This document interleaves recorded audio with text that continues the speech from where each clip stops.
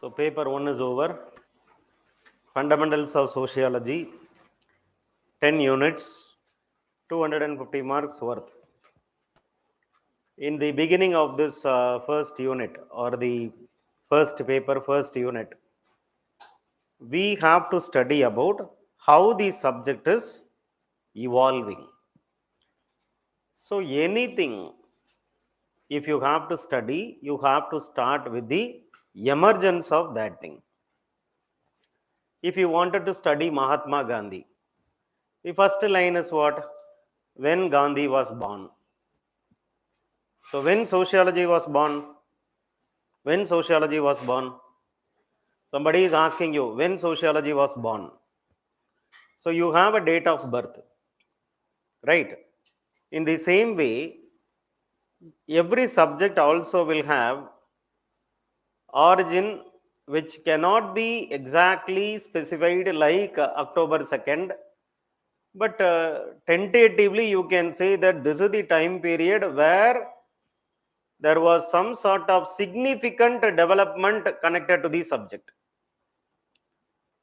So the subject is not going to be born on a particular date like an individual, but the subject develops in a significant way during a particular period of time, which is why we have to say about the 19th century sociology.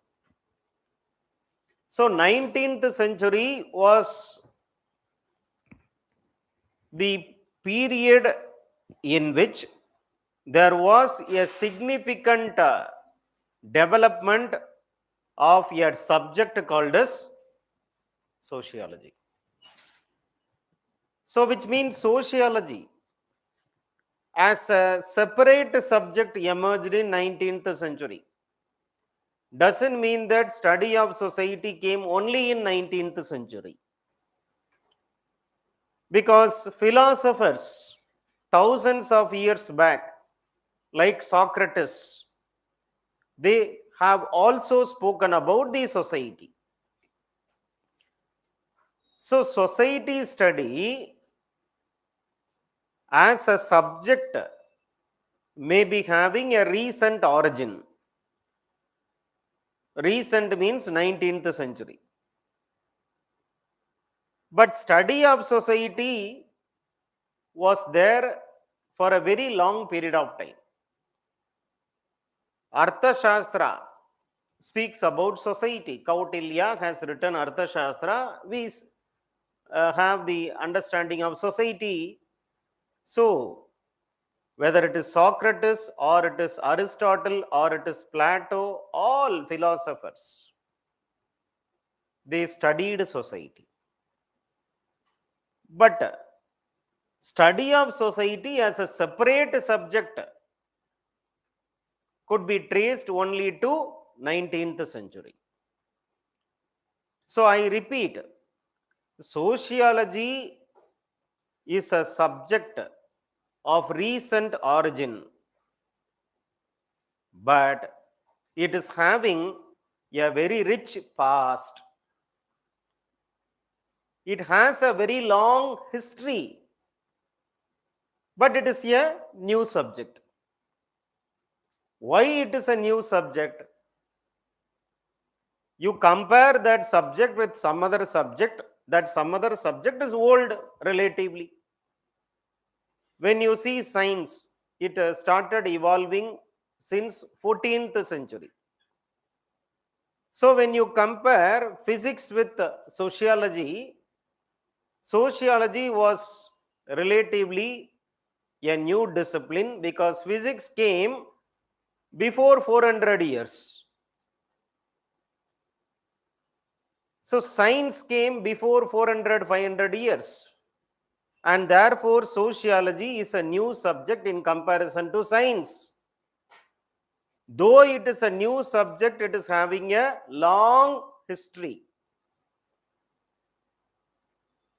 ஒரு பாரடாக்சிக்கலா இருக்குதுல்ல, புது subject தான், ஆனா அதுக்கு ஒரு பெரிய history இருக்குது, பெரிய சரித்திரம் வரலாறு இருக்குது அதுக்கு. So as a study of society came sociology as a new discipline in 19th century. Where sociology emerged? It didn't emerge in India, it emerged only in Europe. Why in Europe? Why not in India?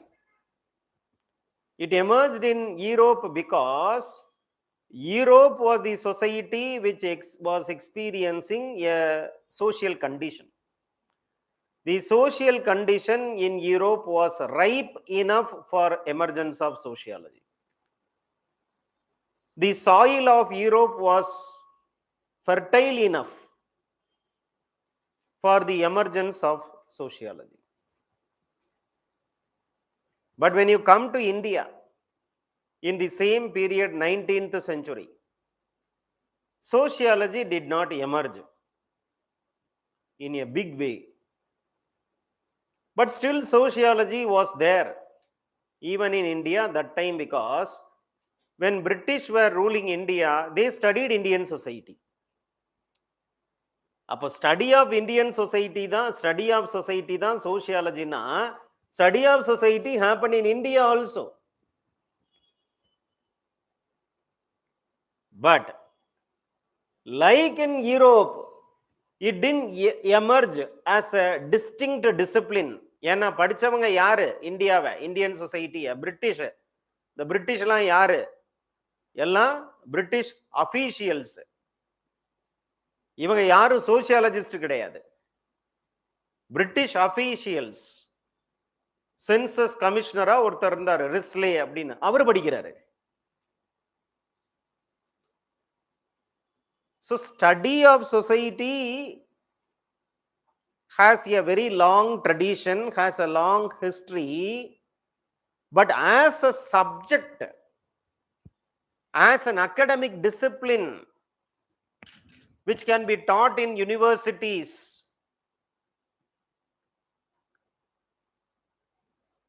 sociology in India was lagging behind sociology in Europe. ஒரு ஃபார்மலான சோசியாலஜியா யூரோப்ல emerge ஆகுது.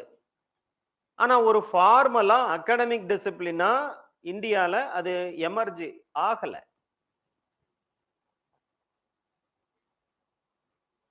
So emergence of sociology is because of the social conditions in Europe. Social conditions were new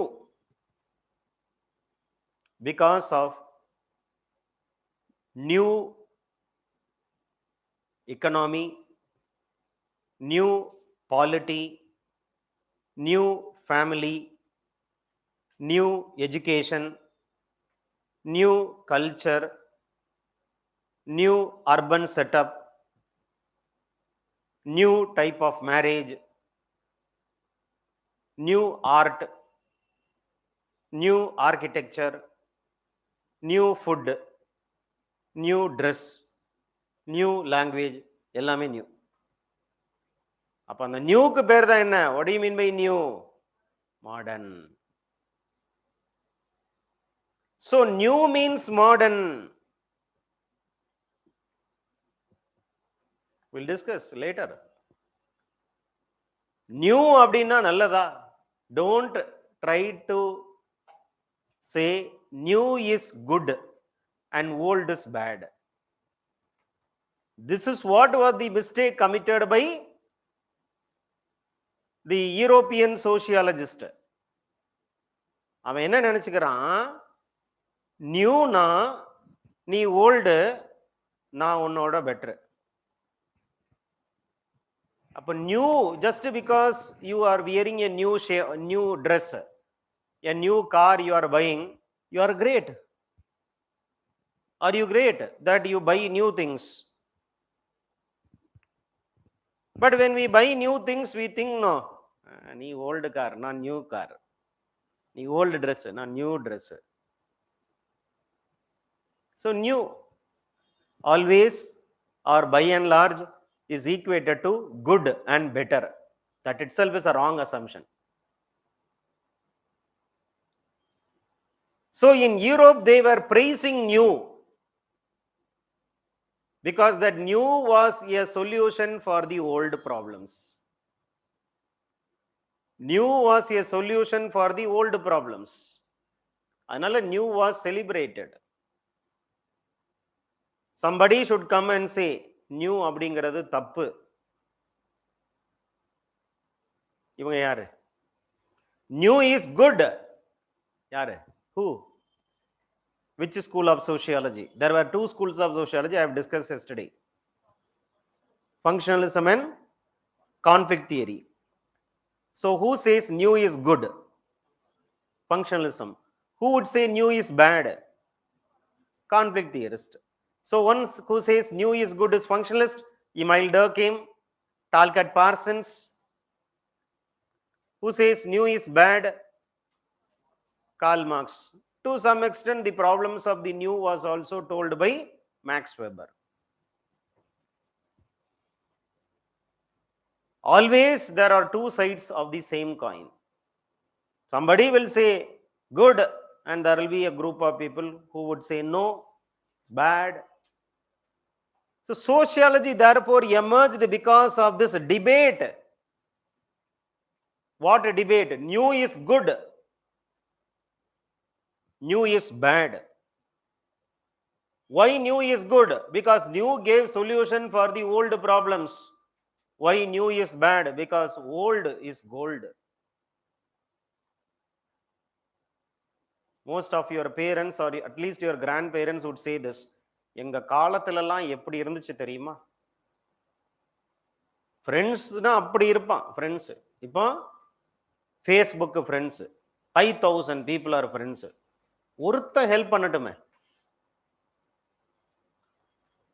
Just you say I am in distress, you press the distress button, how many Facebook friends will come?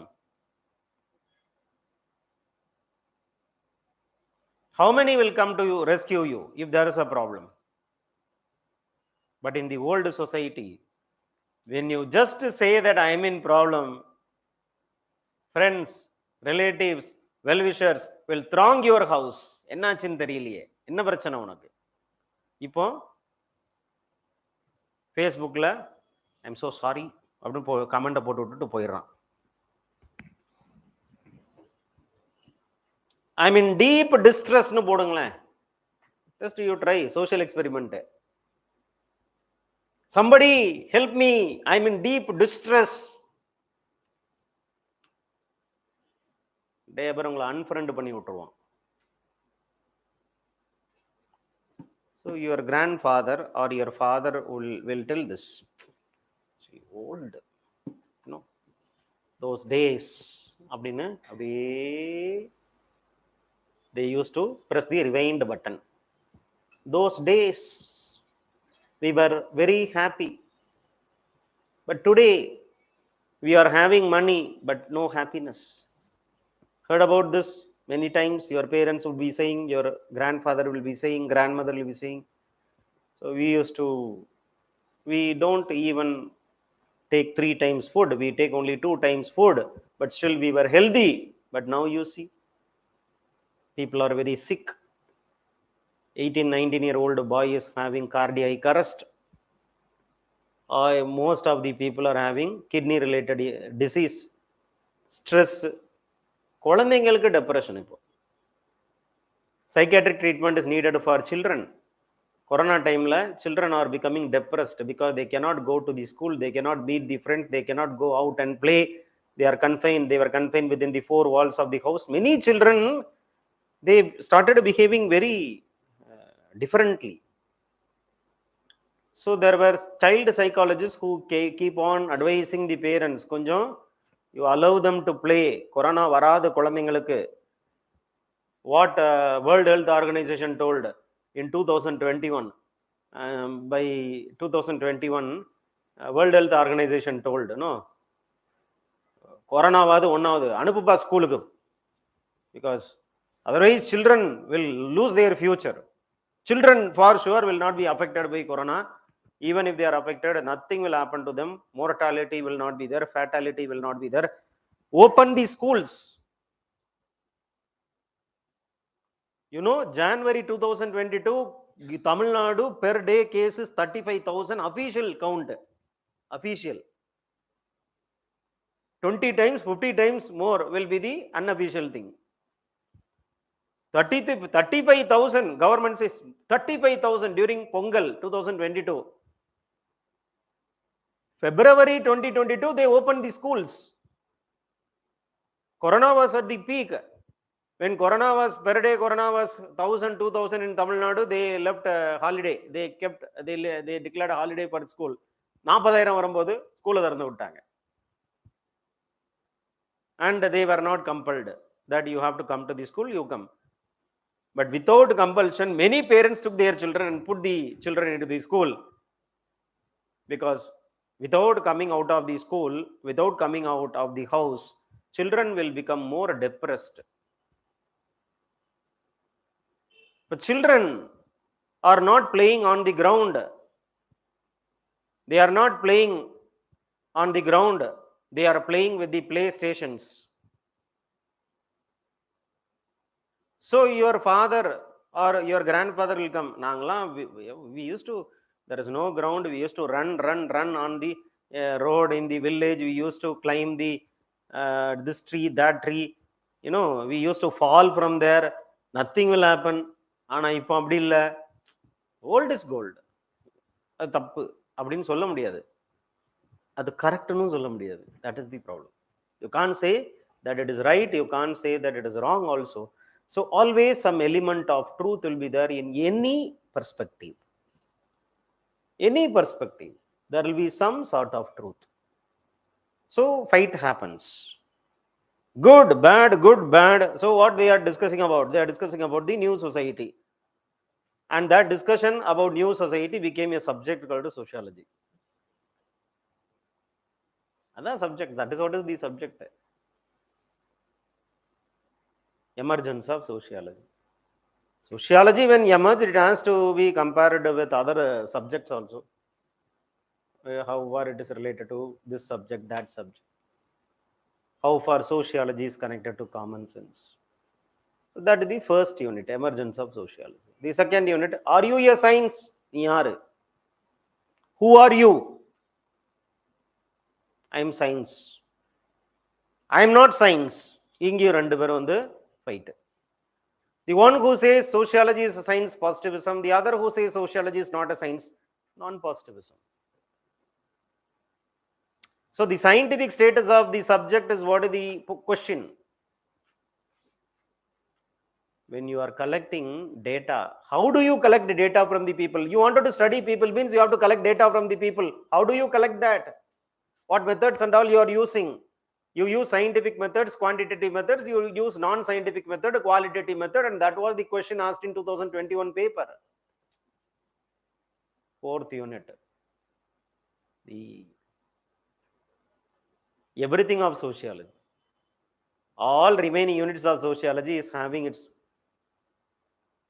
home. The home of all units happens to be fourth unit. So fourth unit is the mother of all the units.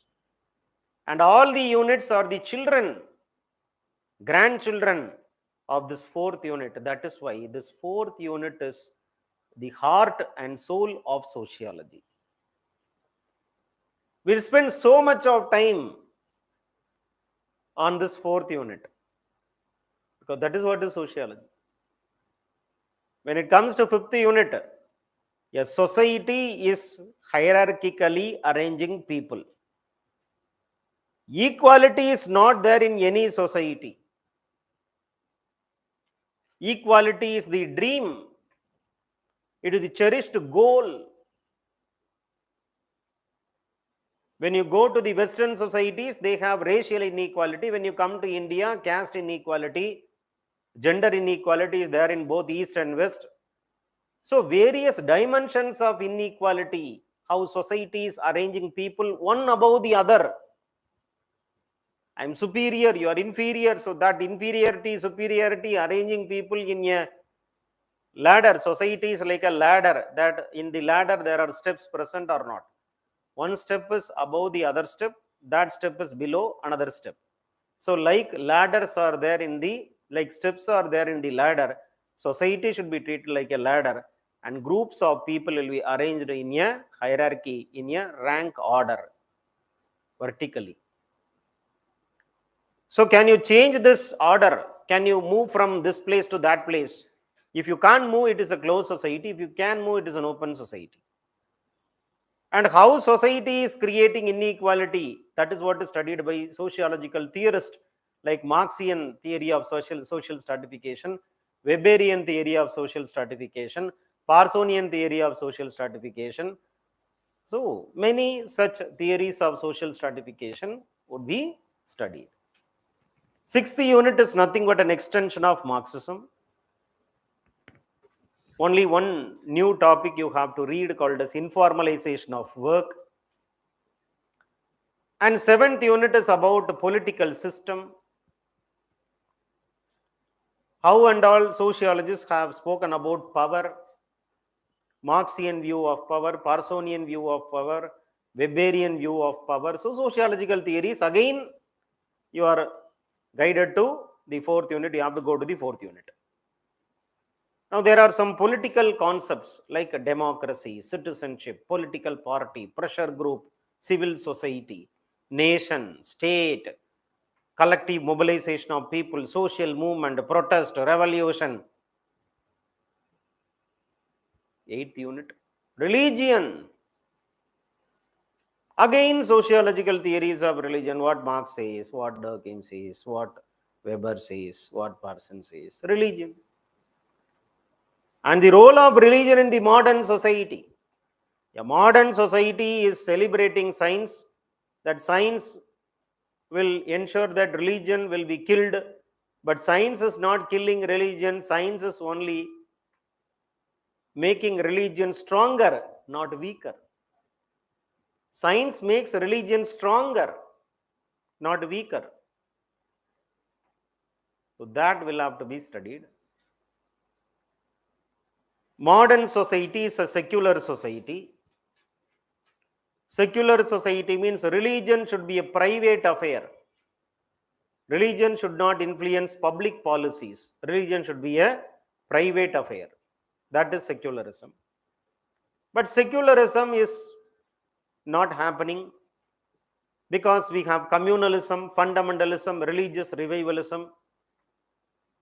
A great religion is dividing into two branches called sect.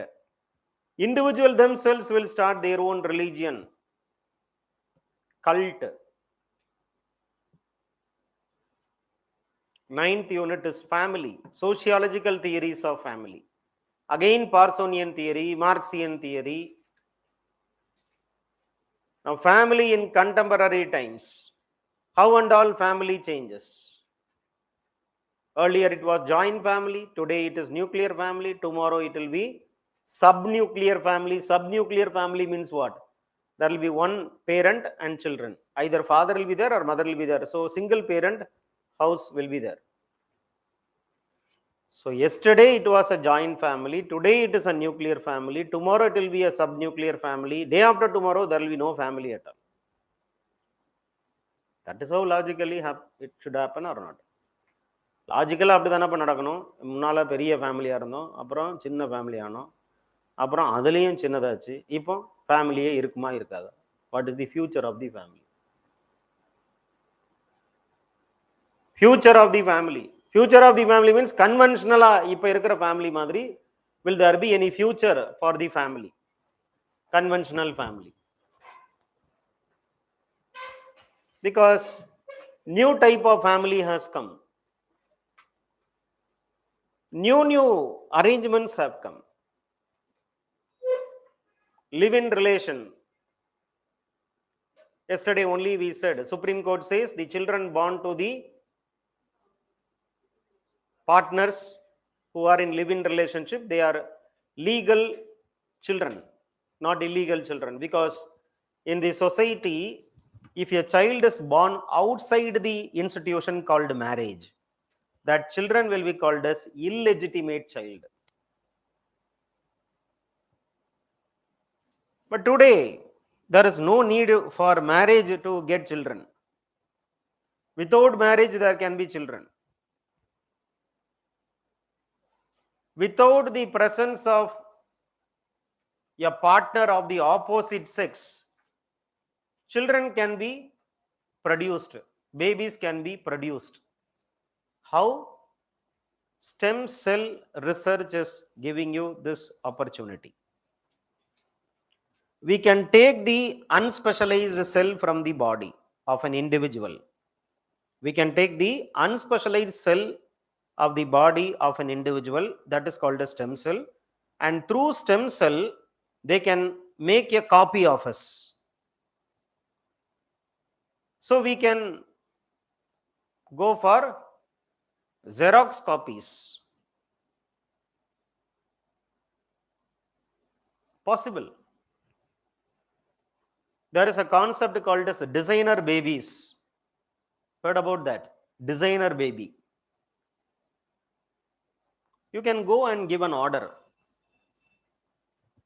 Like you go to a cake shop, you wanted to buy the birthday cake, no, you go to the cake shop, you tell the person, எனக்கு அப்படி வேணும் இப்படி வேணும், you put that thing, this thing, right? So the topping should be like this, the cake cream should be like this, so it should be a combination of white forest, black forest, orange forest, yellow forest, எல்லாத்தையும் mix பண்ணி ஒரு பெரிய Amazon forest மாதிரி வேணும் எனக்கு. We tell them, we give a design or not. அதே மாதிரி you can give order. What do you want? Baby, right? So what should be the eye? How should the eye of the baby be? What should, how nose of the baby should be? How ear of the baby should be? What should be the skin color of the baby? The skin color should be like this. The hair color should be like that. So eye should be like Aishwarya Rai. Like that you can give an order in future. A baby will be made and it will come through Amazon. Big offer, buy baby, 80% discount if you order the baby from this day to that day. Great Indian festival, Diwali offer, venuma baby, 90% discount. If you are not happy with that baby, within 30 days return you can do. You can return the baby. ஒரு 30 நாள் வச்சுட்டு பார்த்துட்டு தொல்லையா இருக்குதுன்னா கொடுத்துட்டு பணத்தை refund வாங்கிடலாம் அப்படிங்கிற மாதிரி போயிடும்.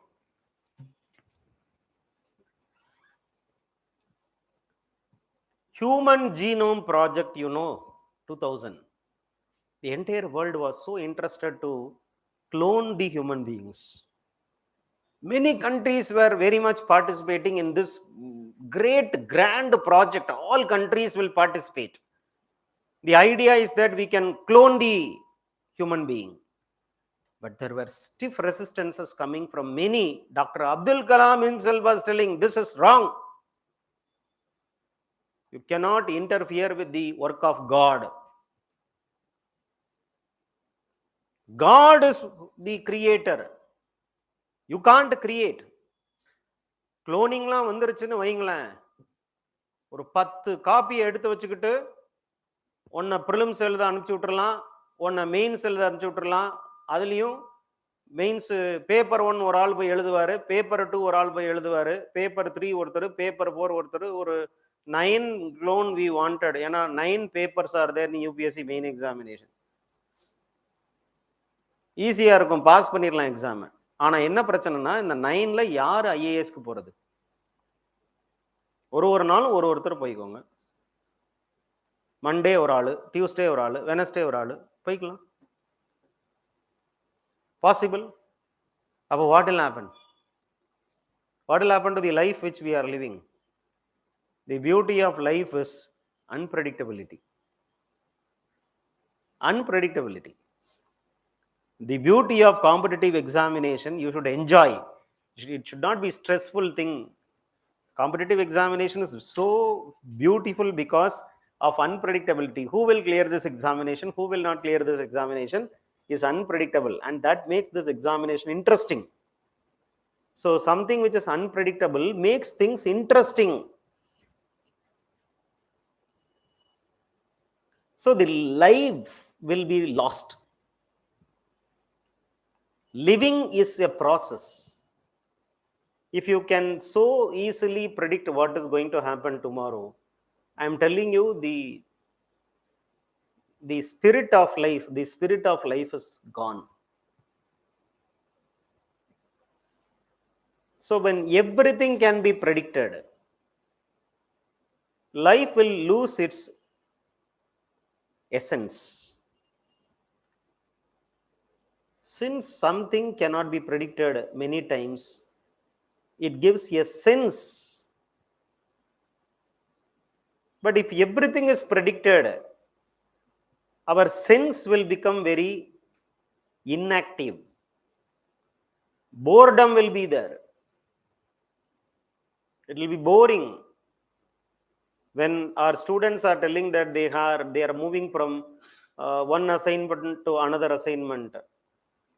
Last 2 days back, 34 IAS officers were transferred.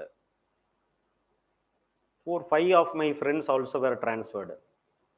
Five, six friends were transferred. So I was calling them. They were not knowing about the new job. They were sharing this to me. வேலை எப்படி இருக்குன்னு தெரியல. How that job will be, we don't know. You have any idea? அப்படின்னு என்ன கேட்குறாங்க? You are IAS officer for 15 years. You are not able to tell how that job will be. You are asking me. So normally when somebody is asking us, we will not tell we don't know. No. So I told what I know. I told it will be that, it will be this. To all the 6 people, I told it's a so fantastic job. But another friend who was not transferred was telling, அப்படிலாம் ஒண்ணுமே இல்லைங்க, வேஸ்ட்டுங்க, not that so worth. So, but these people are having uh, yes, some sort of eagerness to go and see the new position. So yesterday a friend of mine called. My office is in Saidapet. It's a good office. நல்லா இருக்குது. So after 1 week you come, because 1 week I will be very busy. So what is making IAS very interesting is that you don't know tomorrow whether you will be the person who is holding the position today. Tomorrow you will be transferred to a new place. New place means new people. New people means new challenges. New challenges means variety present in life. Variety means interest. All the 3 times daily you eat only idli, it will be boring or not. So we wanted variety in food. We wanted variety in clothes. I was just wondering why almost big people, very successful people, or big billionaires, they wear only the same color dress. This came to my mind. Why should they wear the same color dress? Most of the people will wear the big people will wear the same color dress. So I read somewhere that why they choose the same color dress, because they don't want to spend time in thinking about what color dress I should wear today and waste time. But we, morning 3 hours people will be thinking, இன்னைக்கு என்ன dress, என்ன colour, எப்படி மேட்சிங்காக போடலாம், இது என்ன அது என்ன, இதுலேயே 3 மணி நேரம் போயிடும். டைம் வேஸ்ட்டுங்கிறான் பெரிய ஆளு. Time waste. அப்போ ஒரே மாதிரி ட்ரெஸ்ஸு, ஒரே கலரு, யூனிஃபார்ம், குழப்பமே இல்லை. அல்லது வி யூஸ் டு கம்பேர், இதுக்கு நல்லா இருக்குமா, அதுக்கு நல்லா இருக்குமா. How much time we spend in shopping, buying clothes. இந்த பெரிய பெரிய ஆட்கள்லாம் போனான்னா ஷாப்பிங் பண்ணுறதுக்கு டைமே வேஸ்ட் பண்ண மாட்டாங்க. ஏன்னா அவங்களுக்கு தெரியும், ப்ளூ கலர் ஷர்ட் ஒரு 25 ஷர்ட் கொடுப்பா, ஓ, they need not go. They will ask their PA and tell, go buy the blue color shirt and come. You know the brand? No brand. Yes, go.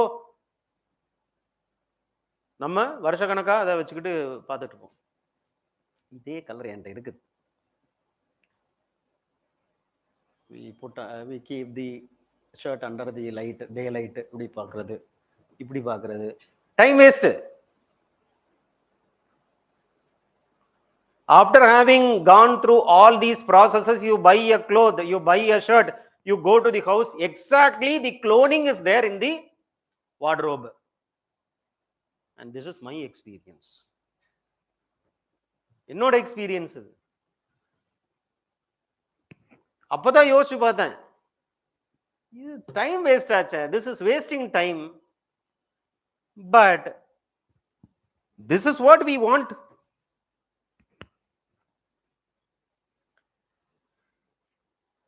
So their problem comes, somebody will be telling, no, this is not good for you, that is not good for you, so confusion comes.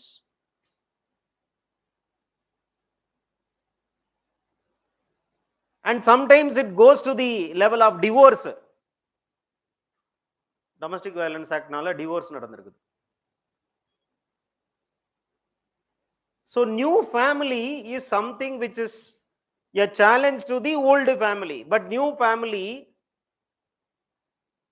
when becoming very diversified, the question arises, will this family continue or survive in future?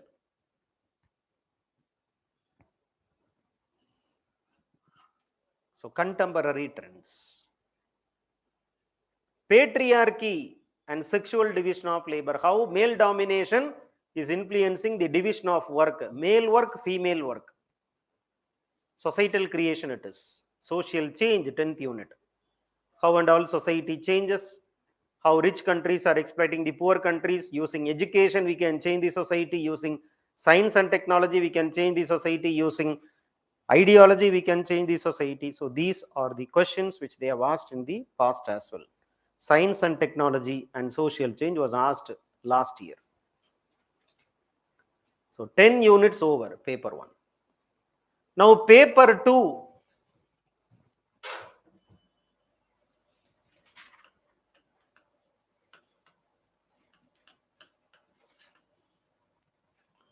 there are 3 sections in paper 2. Section A, section B, and section C. These are the 3 sections in paper 2. Paper 2 is about Indian society. So applying the concepts which we have read in paper 1 to the Indian society becomes your paper 2. Section A, introducing Indian society.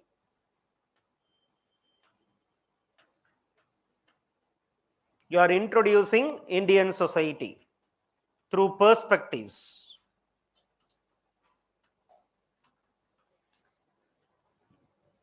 You are introducing the Indian society through perspectives. There are 3 perspectives given: Indology,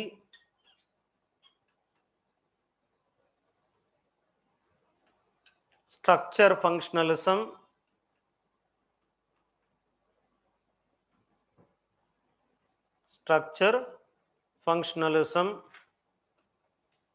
Marxism.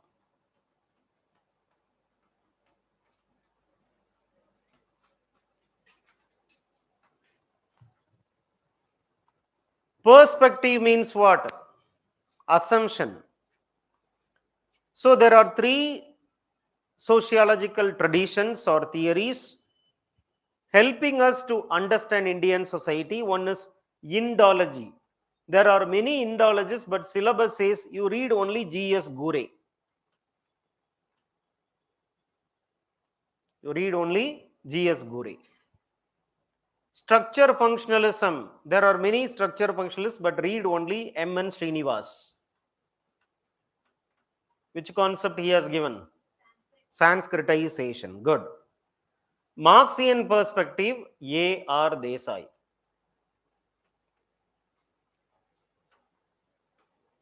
A.R. Desai. So Indology, structure functionalism, Marxism.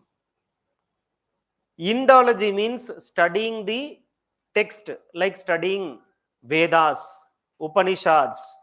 We will understand Indian society. So text view, studying the textbook and understanding Indian society, Indology. Structure functionalism is a theory which tells you to understand how you should study the society from microscopic perspective as well as from the macroscopic perspective. So study the parts of the society, how these parts are contributing to the society, that can be studied. So this part, how it is contributing to the larger society, this part, how it is contributing to the larger society, that part, how it is contributing to the larger society. So that is the structure functional perspective of M.N. Srinivas. So part by part approach. Marxian perspective gives importance to economic system, how economic system is changing, because of that society is changing. So Marxian perspective, when it comes to Indian society, it is A.R. Desai. Structure functionalism, for example, Durkheim used structure functionalism, Parsons used structure functionalism, Merton used structure functionalism, M.N. Srinivas. And thirdly, Indology of G.S. Ghurye. So using perspectives, we are studying Indian society. Using perspectives, we are studying Indian society. Next topic in section A is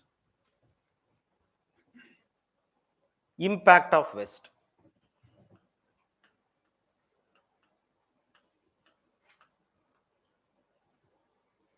So first is perspectives.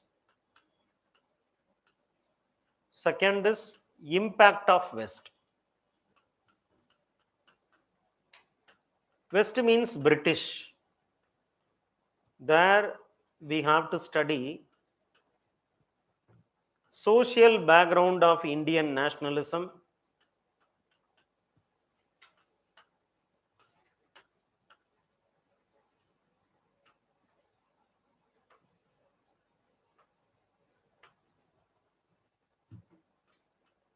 modernization of Indian tradition,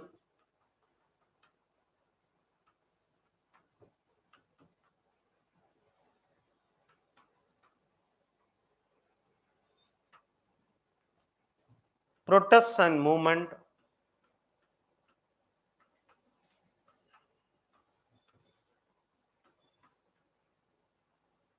socio-religious reform movement.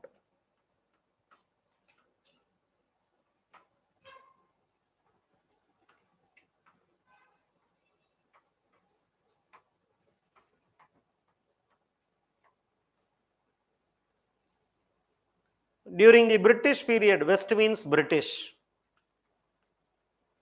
During British period, nationalism developed. And because of that nationalism only, the feeling of nationalism only, we became independent. We waged a war against the British. So that is called as freedom movement. A.R. Desai is writing a book. The title of the book itself is this. So earlier only we have seen in perspective A.R. Desai. Once again we'll see A.R. Desai. So in two different places they have given, but the concept is same. Thinker is same. According to A.R. Desai, national movement or a concept of nationalism came only when British attacked the Indian economy. Because Marxism always says everything is economically driven. What British did, they they took over the land from the poor peasants.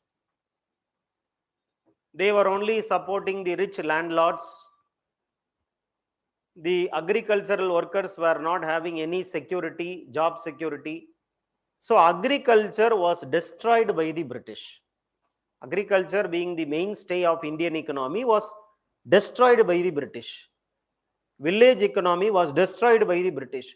So when British attacked the economic structure of India, when they plundered the economic resources of India, came nationalism.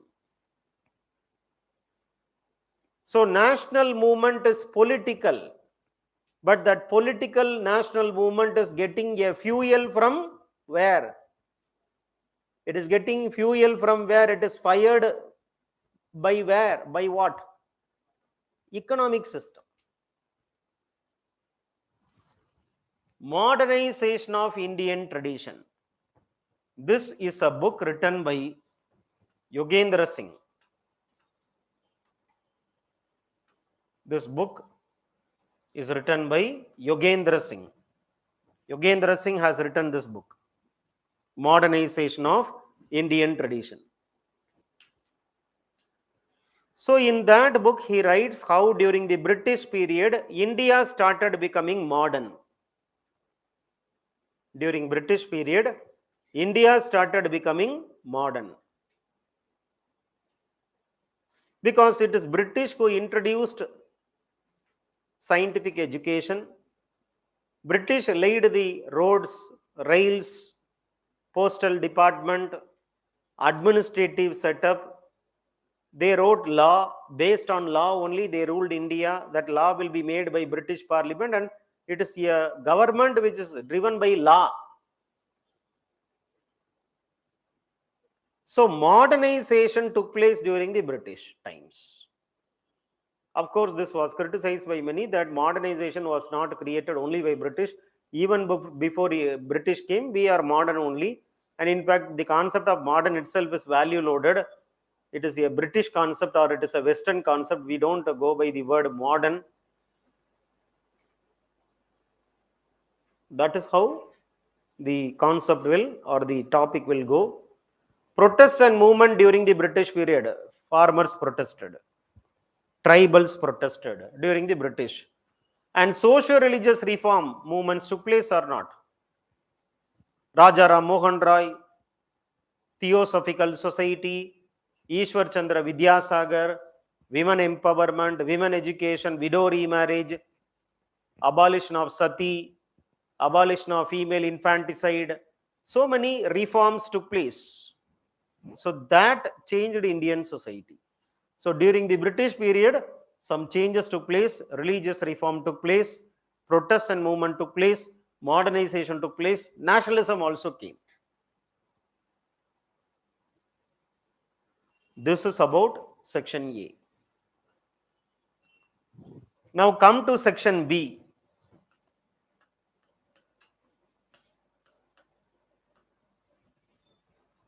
Section B deals with social structure.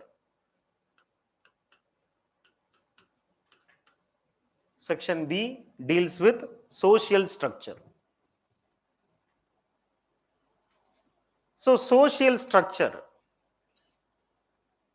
means what? Structure means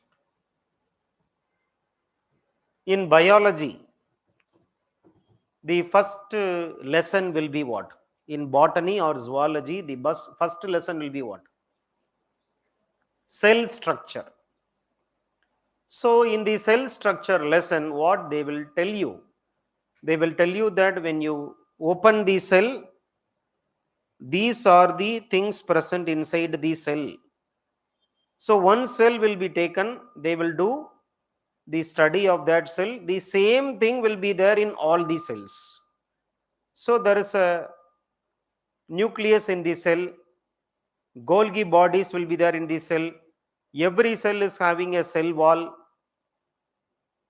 So the cell wall is made up of this thing. This is there, that is there. All these things are studied in the school. So structure means something which is having an orderly arrangement of parts. Structure means orderly arrangement of parts. It is not random jumbling of connections. There is an orderly arrangement of parts. In every relation, there is some orderly arrangement.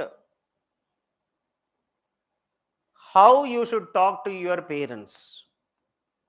There is a structure present, there is a regularity present. These are the things you can talk to your parents. These are the things which you cannot talk to your parents.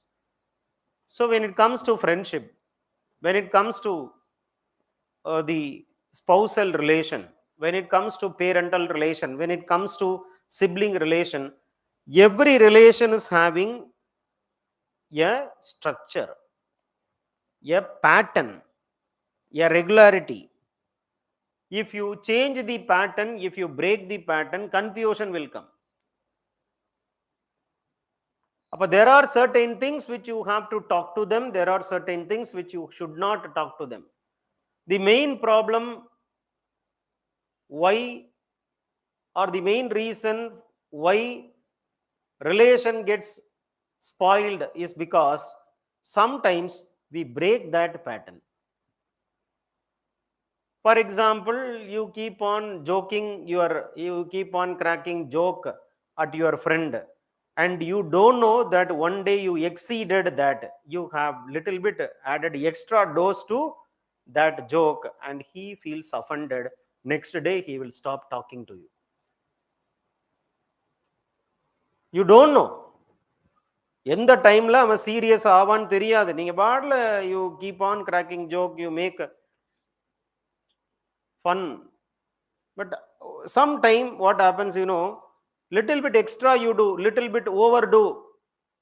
When you do overdoing, relation gets spoiled. So you cannot underdo, you cannot overdo. You have to do what exactly is the expectation. That expectation you have to fulfill, and it is not easy.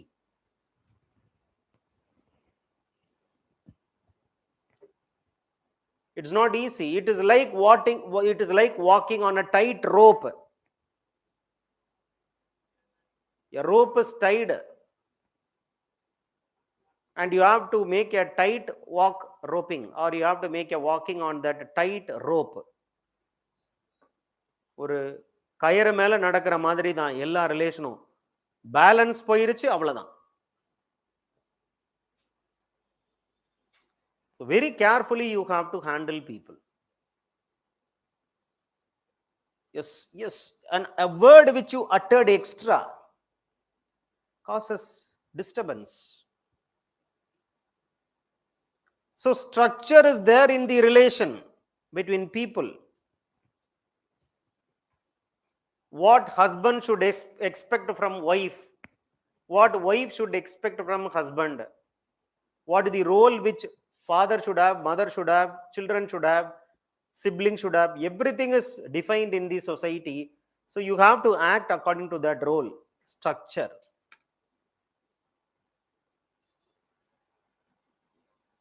Society is having so many social relationship. Each relationship is having a structure.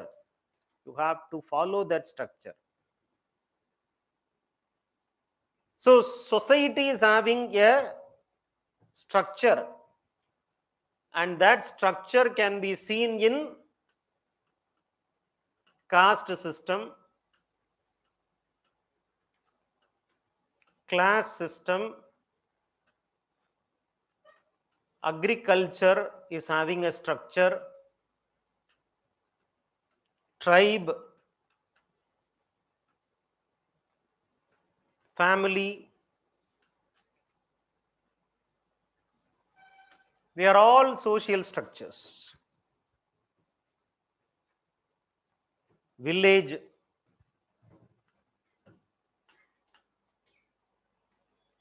they are all what? Social structures.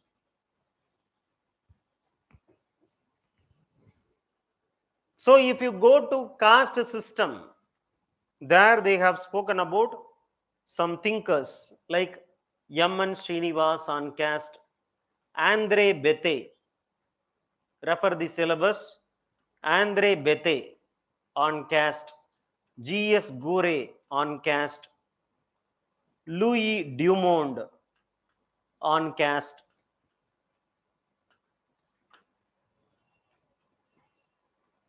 Srinivas, Bete, G.S. Gore, Louis Dumond.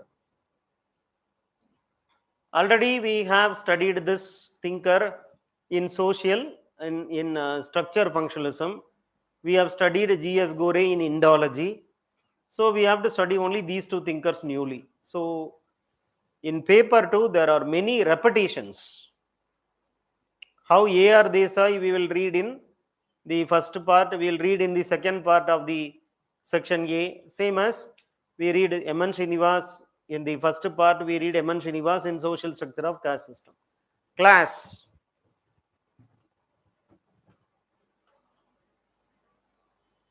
So it is about agrarian class, industrial class, middle class.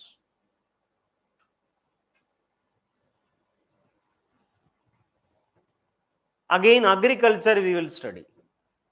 Agrarian social structure. So this, when you study, you are studying this only. Tribe, the problems of tribes, policies, tribal policies. British people made a tribal policy. Independent India also made a tribal policy. What are the problems? So tribal policy made by the British, tribal policy made by independent India. What problems we are facing because of that? Family. So same, whatever we have studied in paper 1 will be repeated in paper 2. How South Indian kinship system differs from that of North Indian kinship system. In South India, you can marry your cross cousin. In North India, you cannot. In South India, you can marry a girl or a boy belonging to your own village, but this is not possible in North India. So in South India, we have same term for two different set of relatives. One related from father side, another related from mother side. Both will be called by the same term in South India. I'll give you an example. What is the term you use to refer to your father's brother, younger brother? அப்பாவோட younger brother பேர் என்ன? சித்தப்பா. So this is father side relative. Now come to mother side relative. Mother's younger sister is there. Her husband is called what? அவரும் சித்தப்பா தானே. அப்போ அம்மா side ரிலேட்டிவுக்கும் அப்பா சைடு ரிலேட்டிவுக்கும் ஒரே term. But when you go to North India, you will not have one same term, you will have different terms. Amma's father is called as who in South India? அம்மாவோட father என்ன? தாத்தா. அப்பாவோட father? அப்பாவோட father என்ன? அவரும் தாத்தா தான். அங்க நார்த் இந்தியால அப்பாவோட ஃபாதர் பேர் என்ன? அப்பாவோட ஃபாதரை என்ன சொல்லி கூப்பிடுவீங்க? தாதா. அம்மாவோட ஃபாதரை நானா. வேற வேற டேர்ம். இங்க ரெண்டு பேருமே தாத்தா. அங்க ஒருத்தர் பெரிய தாதா, இன்னொருத்தர் நானா. அப்ப this means what?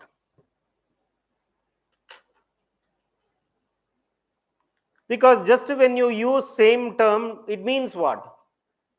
You don't differentiate your father side and mother side relative. But when you go to North India, you differentiate. Why that differentiation in North India? Why there is no such differentiation in South India? Why differentiation in North India? Why is no differentiation in South India? Tell me.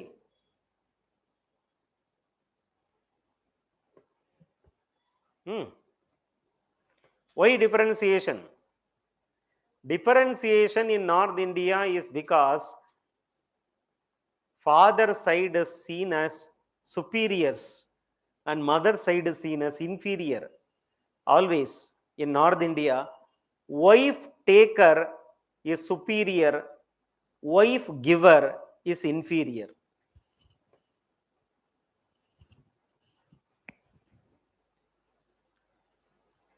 But here in Tamil Nadu, it is not that so aggressively practiced. Why?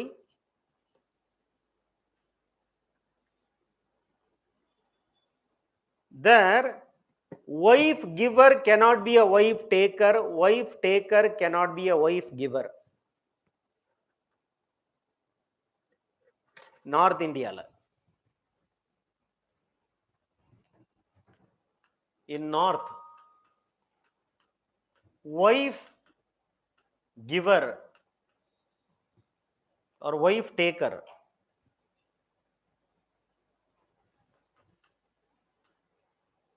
or superior than wife givers. So they take, A takes wife from B only, but A will not give wife to B. North. ஏன்னா we are takers. நான் பெரிய ஆளு, நான் எப்படி என் பொண்ணை அந்த ஃபேமிலிக்கு கொடுப்பேன்? ஏன்னா டேக்கர் அப்படிங்கிறவங்களுக்கு அதிகமான status. Takers are having more status than the giver.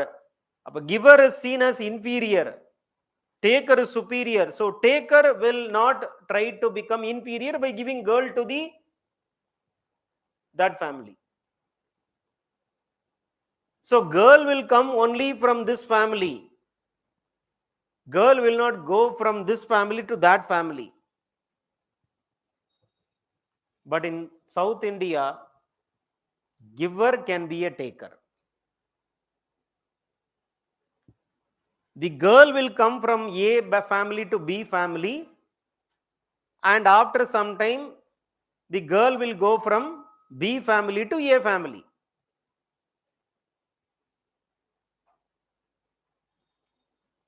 So we have taken a girl from A family, I am B family. We have taken a girl from A family and we have to reciprocate. We have taken a girl from that group. We will give our girl to this group, that group. So giving and taking of the girls for marriage is what is reciprocal exchange.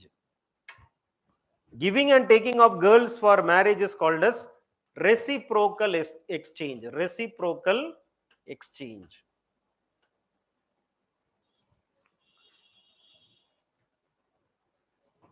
அப்ப ரெண்டு பேரும் ஒண்ணு தானே? I am giver, I am also taker. You are giver, you are also taker. So we are equal. Since we are equal, girl side relative, boy side relative are having equal status. So same term is given because of this.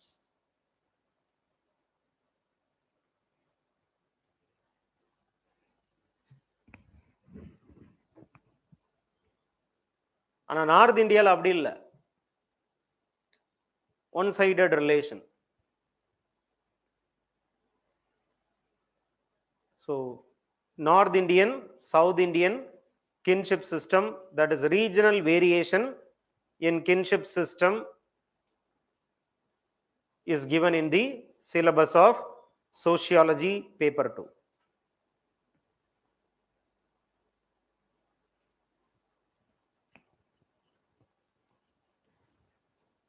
Now after having done the social structure, we have to study the social change. We have to study social change. So here we have to add what? Religion also. Social structure should add family as well as religion. What we have studied in religion paper 1, the same thing will be present in religion paper 2. So what and all are there in social structure? Family, religion, tribe, village, class, agricultural social structure, then what? Another one, caste system. 7 topics are there in social structure. Now come to social change. Section C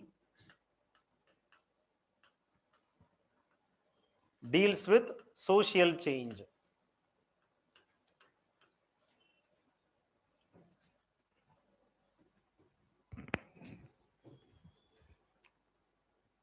Society is changing.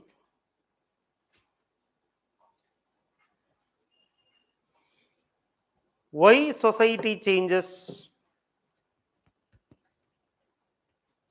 No society can be static. Every society will be dynamic, but the point is this: some societies will move very slowly or change very slowly, some other societies will change very fastly. So, no society can say no to social change. Every society changes, only the pace of change, only the speed of change differs.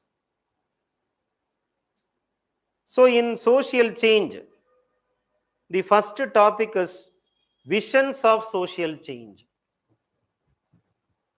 Visions.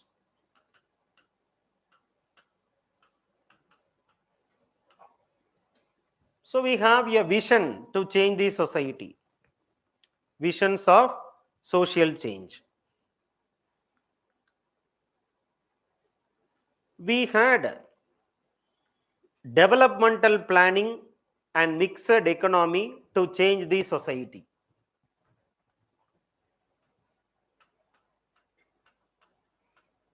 The idea of developmental planning and mixed economy.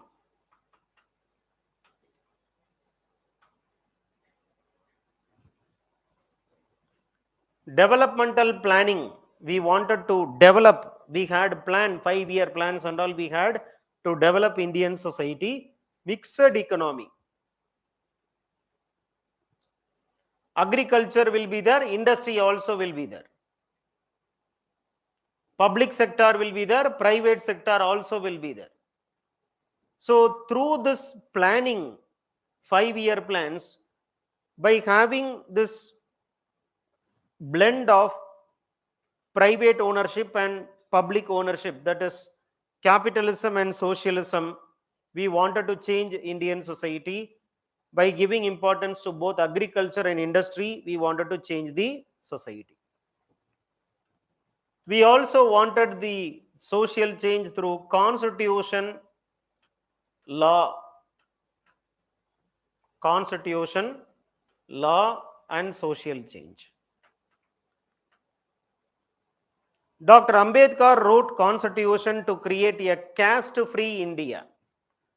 In the social structure chapter, we have seen caste is a very important social structure. But constitution was written by Dr. Ambedkar to kill the caste system. That is why right to equality becomes a fundamental right from Article 14 to Article 18. So we made law to change society.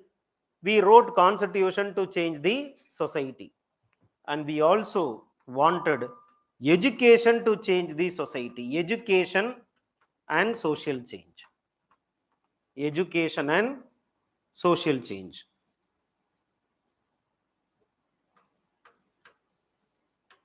Education and social change.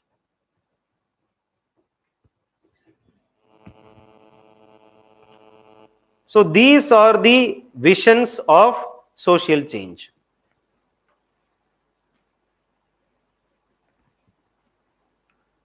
Next is how rural and agrarian transformation happens in India. Because of that, society is changing. Rural and agrarian transformation. Second chapter in section C is rural and agrarian transformation.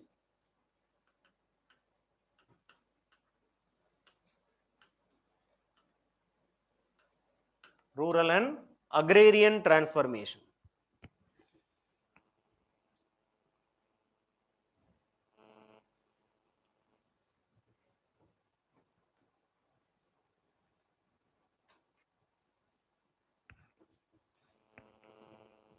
So how the villages are changing, how agriculture is changing, these things will have to be studied. So we wanted to have rural development program, community development program, poverty alleviation program, cooperative movement to change the rural structure or the rural society and agriculture. We had some developmental programs. For example, community development program, poverty alleviation program, cooperative movement.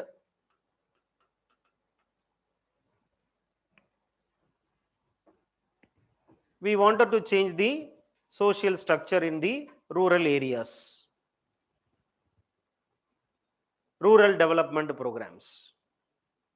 Then we also wanted to change the agriculture through land reforms and green revolution. Changing of agrarian structure is through land reforms and green revolution. Then how we were bringing changes in the mode of production in agriculture, changing mode of production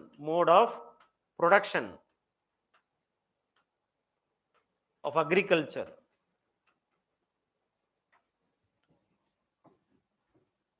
Already in section B we have studied this agriculture.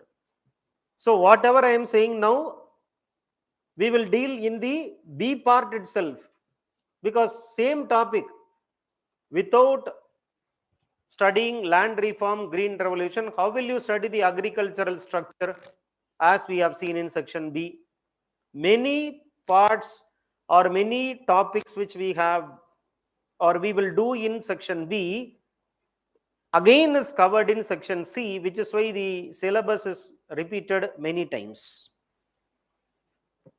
Similarly, the problems of bonded laborers, migrant workers, rural laborers, problems of rural labor, bonded labor, migration,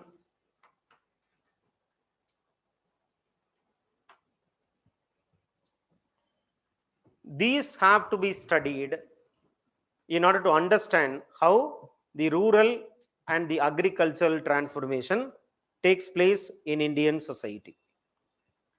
Then the third chapter in section C is industrialization and urbanization.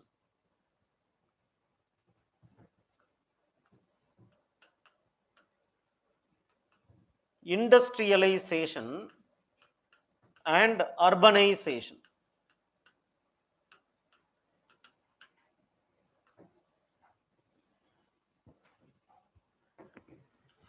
So when we are choosing industrialization, what we are doing, we wanted to change agriculture to industry. We wanted to grow modern industry. So evolution of modern industry in India, how modern industry is evolving in India. Cottage industry, rural industries are replaced by modern industries. So evolution of modern industry in India.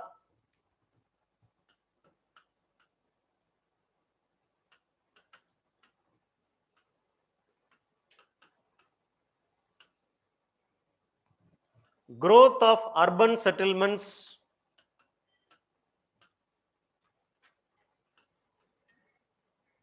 how cities are coming up in India. When cities are coming up in India, then what happens? Associated problems also will come or not? Working class mobilization, informal sector, child labor,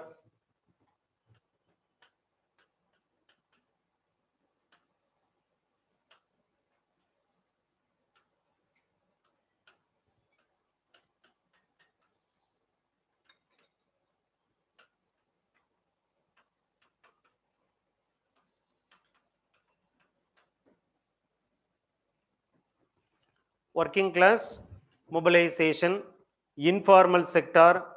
Already we have seen in the 6th unit of paper 1 informal sector. So the problems of the informal sector already we have seen, we will see in paper 1, 6th unit. The same topic is repeated in India. Informalization of work, the problems of informal sector, what are the problems of the child workers. So all these things will be there, plus E part, slums and deprivations, the problems faced by people living in the slums.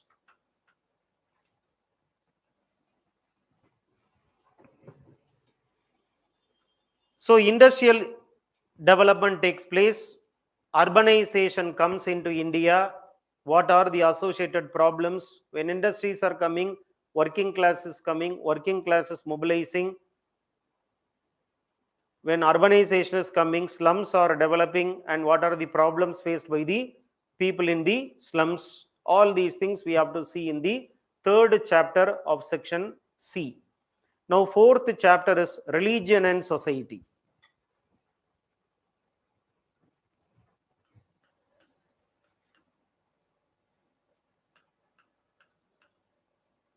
Polity and society, not religion and society. Polity and society.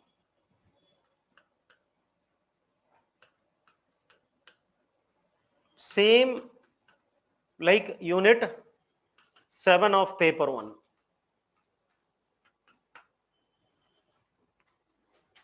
Whatever we have done in paper 1 unit 7, the same thing we will be studying in this unit number 4. Only one new topic we'll study in this paper 2. That topic is regionalism, which is not there in paper 1. Other topics are same.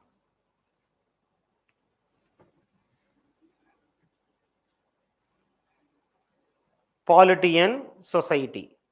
5 is social movements.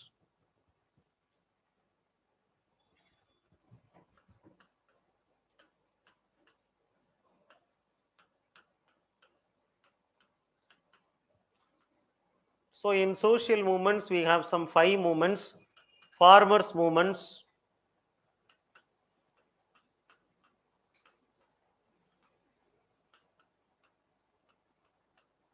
backward caste movement,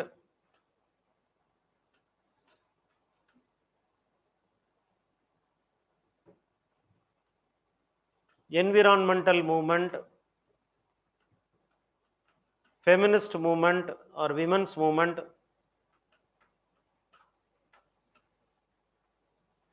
identity based movements.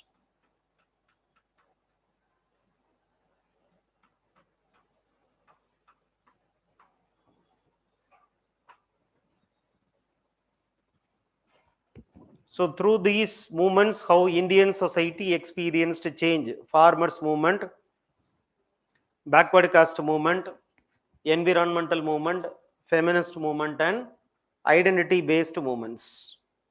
These are the topics which we have to read in the 5th chapter, that is social movements of paper 2. 6th chapter is about population dynamics.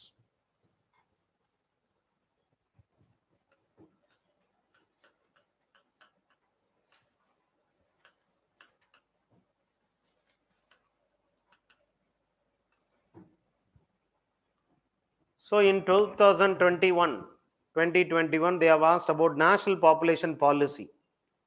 So population policies we have to study. In the 6th unit of section C, we'll have to study some concepts connected to population growth, distribution, and composition.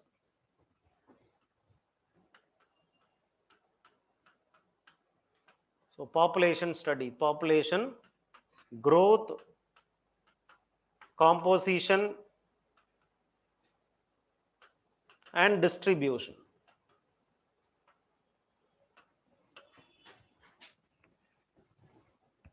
they are not very important topics, excepting some topics like reproductive health. All these are important, but growth of the population, composition of the population and all is not having any importance. So components of population, they are telling us to study birth rate, death rate, all these things, components of population growth. But they don't ask a question on all these topics except on population policy. That is very, very important. Population policy, family planning.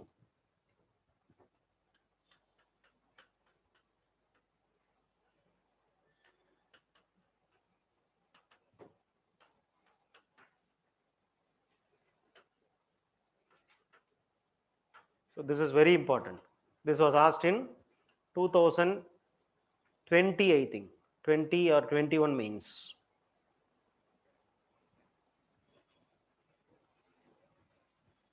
Twenty or 21. Either 20 or 21. Recently asked population policy.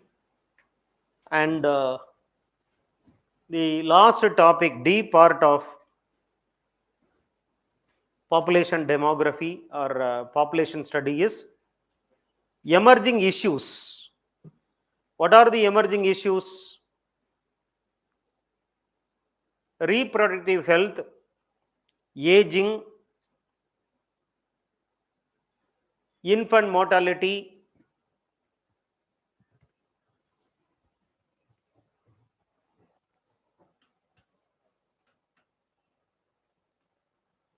emerging issues, aging, infant mortality, child mortality, declining sex ratio, reproductive health. Very, very important. D part. So this is very important. This is very important. And these two topics are not at all important. They have not asked even once in these many years. Population policy you have to read. You have a population policy to control the family size. And emerging issue is very, very important in this chapter. Aging, infant mortality, child mortality, sex ratio, and reproductive health. So C part and D part becomes very important. A and B part is not at all important. Our focus should be only on C part and D part of 6th chapter or 6th unit of social change. Last unit of social change is social transformation challenges. Challenges of social transformation.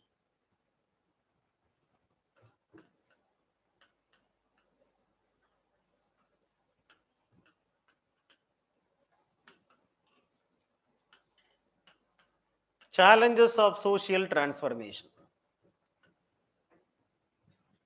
So when society is changing, change will be accompanied by problems. No changes without any problem. Every change is accompanied with a problem. So what are the problems we faced when India started changing? The problems were developmental problems, crisis of development.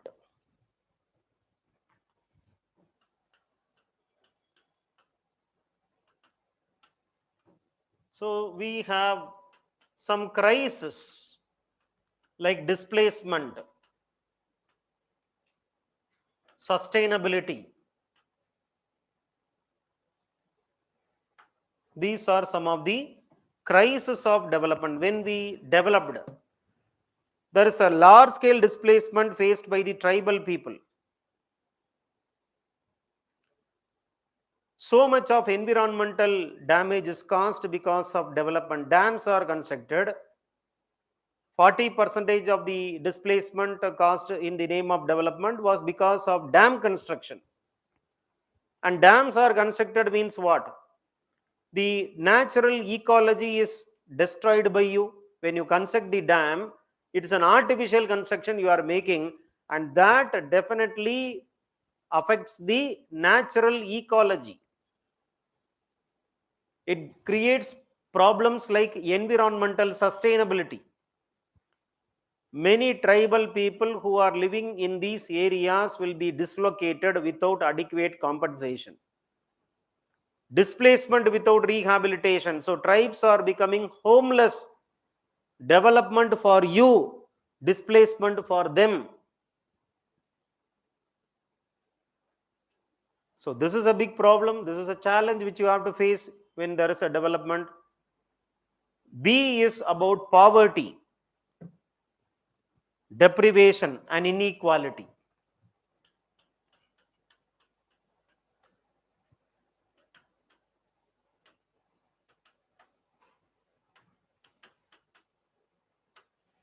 So when you are making developmental plans, you are only ensuring that many people are becoming poor. Rich is becoming richer, poor is becoming poorer. Development for the rich people, poverty for the poor people. Questions were asked during the corona time, inequality is increasing or not? In the GS, they asked this question. Because in GS society, you have this poverty as a topic. Number of poor are increasing in India. Though poverty is reducing, number of poor are increasing in India. See, this is very, very paradoxical. The absolute number of poor are increasing, but poverty as a percentage declines. Earlier 27% of poverty, today 19% of poverty, means poverty as a percentage decreases.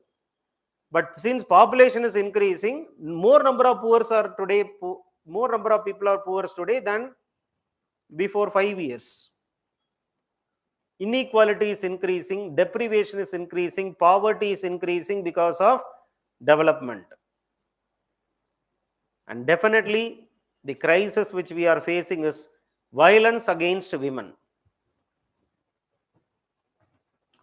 Violence against women. Another crisis is caste conflict.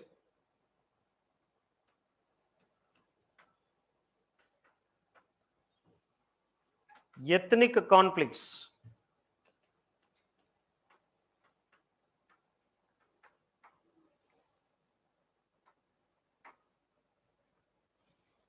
Caste conflicts, ethnic conflicts. Ethnic conflicts means what? Communalism.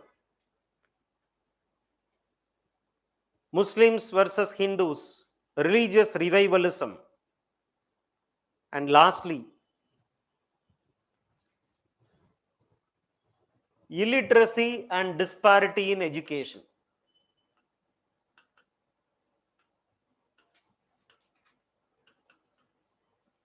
Illiteracy and disparity in education. So these are the problems we are facing when we wanted to change Indian society. Developmental crisis like environmental crisis, displacement, poverty, deprivation, inequality, violence against women, caste conflict, communal conflict, illiteracy, disparity in education. These are the challenges which we have to face when India is changing. So in paper 2, we have seen 3 important sections, A, B, C. A is about introduction through perspective and impact of the West. B is about social structure. There are 7 social structures like caste, religion, polity, caste, religion, then family, then tribe, village, agriculture, class. These 7 forms the social structure. And third is the social structure is changing. How and all the social structure is changing? We had a vision to change the society. We had 5-year plan. We had a mixed economic model. We wanted to bring constitution to create social change, law to create social change. We wanted to make education as an instrument of social change. So visions of social change. After visions of social change, what we saw?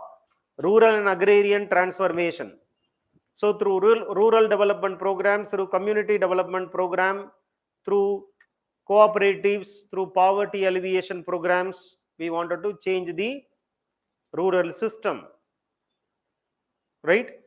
So we had to change what? The agrarian class system through land reforms, green revolution. Thereby, agriculture should change, rural society also should change. After having done this second part of this social change, the third part is industrialization and urbanization. So, how modern industry is evolving in India, how working class mobilization is taking place in India, trade union movements are coming up in India, urban settlements are coming up in India, problems of urbanization like slums, deprivation. Then fourth chapter is about polity and society. Fifth chapter is about social movements, 5 social movements. And sixth chapter is on population studies, 2 important topics, population policy and family planning, emerging issues like sex ratio, child sex ratio, then elderly persons problem, then the problems connected to reproductive health, all these things. Then seventh is what? Transformations, challenges. When there is a change, there is a challenge. Every change brings challenges, problems, crisis. So sustainability is a problem. Caste conflict is a problem. Communal conflict is a problem. Violence against women is a problem. Educational disparity is a problem. Poverty, inequality, deprivation is a problem. How are we going to face these challenges when India is going to change? No society is static, every society changes. Only the pace of change differs. So, social change is a universal fact. It is a universal fact. These 3 sections have to be studied. You have no choice to leave any section, because if you leave, then one or the other way they used to uh, put the questions in such a way that we have to leave 1 or 2 questions. எல்லா சாப்டர்ஸையும் படிக்கணும். எல்லா சாப்டருக்கும், for example, there are some areas which will be taken up during the test batch discussions. For example, population demography or population study, 2 question தான் வரும். ஒன்று population policy, இல்லைன்னா aging problem, child sex ratio, reproductive health problem. So these things are to be put in the form of questions. I'll give you the model answer. You have to read only that. I have given the book. I will give you the book. In the book, we have covered all the subtopics also. So have a glance, come to the test. I'll put in the form of question. So I will teach you in the form of question answer. See, some portions which we are not going to take up in the regular lecture will be taken up in the test batch discussion. Why we are not taking up that in the regular lecture? Because they are not that so significantly new. They are not that so difficult. They are highly factual. So you have to have a glance. Come to the test, I'll put the question, I'll give you the answer for the question. So these chapters or topics which we are not covering in the full-fledged lecture will be read by you in the form of test batch discussion. So lecture will continue in the form of test batch. That is why I told you in the first class itself, when you consume all the 4 layers, then only you will find the taste of the sandwich. 4-layered sandwich course it is. The first layer being the class notes, lecture notes. The second layer being the materials I am giving to you. The third layer is the test batch discussion, and the fourth layer is sociology current affairs. Take all the four layers together, leaving one for the sake of the other. Definitely, we will not be able to get 320 plus in sociology. Through the test batch questions, I will give you answer for more than 380 questions, out of which you are going to write only 38 questions. 10% of what you have practiced only will come in the examination. So standard answers I will give to you. You can also innovate your own answers. I will evaluate your answer. So whatever innovation is fine, retain it. What I am telling you to avoid, you avoid. So this is how we are going to achieve the target called as 320 plus in sociology. 320 plus sociology is not a dream. It is real. Properly, if you are practicing what I am suggesting to you, you will be able to join the club of 320 plus in sociology optional. Join the club of 320. Sincerely, you devote your time and energy towards this preparation. Join the Telegram channel of us. Daily socio post we are putting. Daily sociology connected current affairs we are putting as socio post. And yesterday onwards we have started the posting of question answers. 100 question answers we have already posted in our Telegram channel. Sociology current affairs, the Telegram channel. Go and join the channel. So far we have put 100 question answers, handwritten question answers. Through that 100 questions you can easily cover paper 1. Now we have started question answer session for paper 2. 360 plus pages are there for the 100 question answers, which will cover all the sections in paper 1. Yesterday we have started asking questions and giving answers for paper 2. So paper 2 there will be around 100 question answers. So you have 100 question answer for paper 1 in Telegram channel, 100 question answer you will be having for paper 2 in Telegram channel, 200 question answers you have. Now when you come to the test batch discussion, you will have 380 question answer. So some questions will have the same reflections. It will be same in the Telegram as well as the test batch discussion. But if you not ditto, it will be same. New questions I will be giving for every test batch. So definitely 380 plus 200, 580 questions you will be having for sociology. I am asking you, go and check with any friend who is studying any optional including sociology in any place, whether they have answer for close to 600 questions. This is what I am saying. Consolidation of sociology is going to happen in this place. Supposing that despite of all these efforts, they are putting some questions which are difficult in the exam. Don't worry. If it is difficult to you, it will be difficult for everyone. What is difficult to you? If it is easy for somebody else, bring that somebody else to me. I am throwing this as an open challenge. What is difficult to you? All India. Why Chennai? All India. Go to any place in India. A question is difficult to you, but that question is known to many in that place.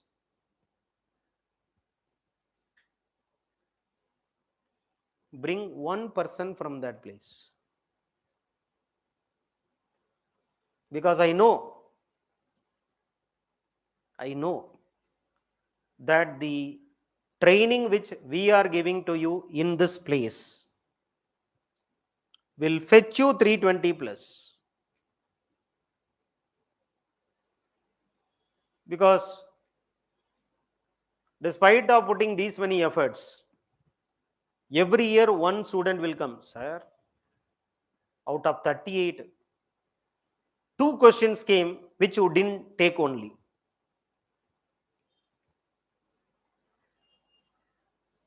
Sir, you didn't tell, but 2 questions came. 36 came. out of 38?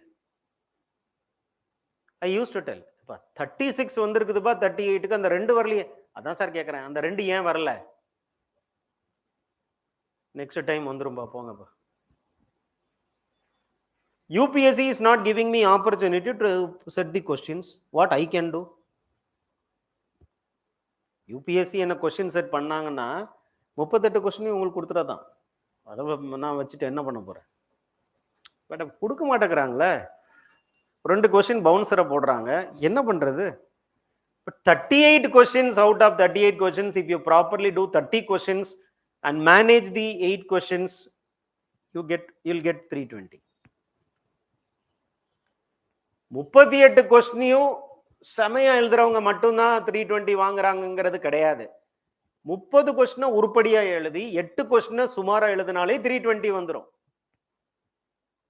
38 கொஸ்டினையும் சுமாரா எழுதியே IAS வாங்கினவங்க இருக்கிறாங்க.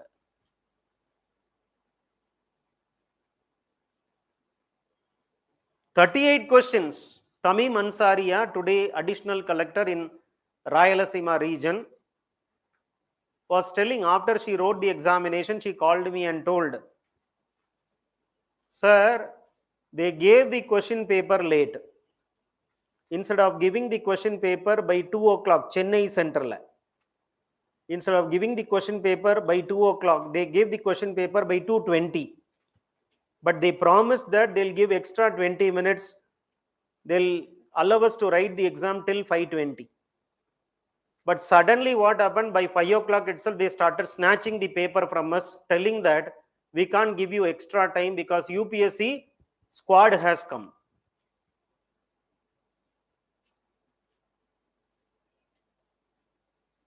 So it happened in that school. 20 minutes students lost. You can't go and fight with them, because UPSC squad used to come and check whether they are properly following the time limit, is there any malpractice. That time only they came. It was basically a mismanagement of that school authority, that they thought that the exam will start by 2:30 somehow. But exams should start by 2 o'clock, it has to end by 5 o'clock.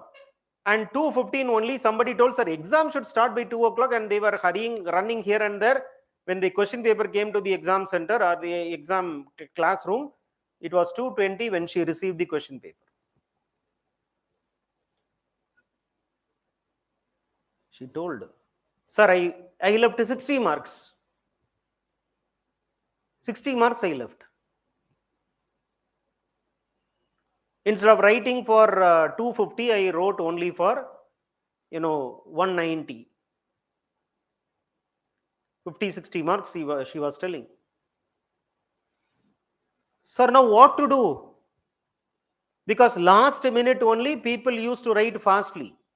Initially we write very slowly. Last 1 hour only you write 90%, 80% of the paper will be completed in the last 1 hour. First 2 hours you will write only 20-30% of the questions. Last 1 hour you'll write 60-70% of the questions. And that time 20 minutes is so valuable that people used to write one short notes in 3 minutes, one long answer in 7 minutes. 3 minutes la short notes எழுதிடலாம். அவ்வளோ ஃபாஸ்ட்டாக எழுதுவீங்க. Because you have become so, your engine is so hot that you'll run very fastly. Last 1 மணி நேரத்தில் தான் 150 மார்க்குக்கு நீங்க எழுத போறீங்க. ஃபர்ஸ்ட் 2 மணி நேரத்தில் 100 மார்க்குக்கு எழுதுவீங்க. லாஸ்ட் 1 மணி நேரத்தில் 150 மார்க்குக்கு எழுதுவீங்க. அப்படிதான் எல்லாரும் எழுதுவாங்க. I have to leave some questions, sir. ஒரு 20 மார்க்கர் 2 கொஸ்டின் விட்டுட்டேன், ஒரு 10 மார்க் விட்டுட்டேன், அல்லது ஒரு 3 10 மார்க் விட்டுட்டேன், ஒரு 20 மார்க்கரை விட்டேன். She was telling some calculation. Rank came 314th rank. She was telling, sir, I am getting UP cadre. That day I know the questions, 40 marks, 50 marks I left. No, I know all the questions. If I had written those questions, definitely I would have got 50 marks extra. I would have got 60 marks I left. No, at least 30 marks I would have got. 30 marks extra if I had got, I would be in Tamil Nadu as IAS. Leave 30, sir. 20 marks if I had got extra, I would be in Tamil Nadu IAS. So it was not my problem. It is the exam center problem. Because of that, I should lose Tamil Nadu cadre and come to UP. However, because of marriage, she got a common cadre called as Telangana.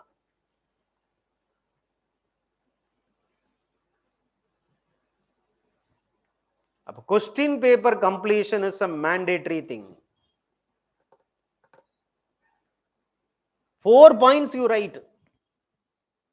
Write something, blah, blah, blah, something you write. 2 marks they'll give you. 2 marks means you'll get Tamil Nadu cadre. 2 marks less means you will not get Tamil Nadu. 2 marks more means you will get IAS instead of IPS. 2 marks less means we will be out of the list. Just like that, don't leave any question. Something you write. Sociology is such a paper that there is no right answer, there is no wrong answer, and that is the advantage of sociology. Whatever you have written, they have to give one or the other number. They cannot put 0. Because sociology is not mathematics. Something, if you write, for example, that something should come from 4th unit thinker, Karl Marx, Max Weber, ஒன்னும் தெரியலன்னு வைங்களேன், marks, webber, Parsons அடிச்சு விட்டுறலாம். கண்டிப்பா அவர் கேட்க போறது இல்லை, நான் சொல்லவே இல்லையே, என்ன ஏன் எழுதுனேன்னு கேட்க போறது இல்லை. ஏன்னா ஒருத்தரும் உயிரோட இல்லை. Sociology is a subject which allows you to make imagination and write.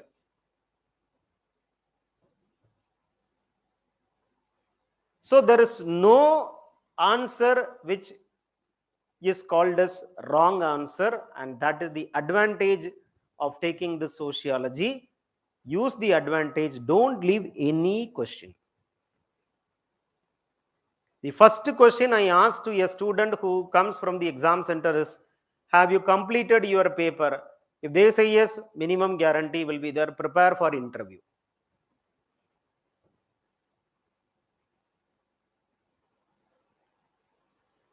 Sociology is a subject which not only gives you IAS. After having studied this subject, you understand the society better. You understand the society better.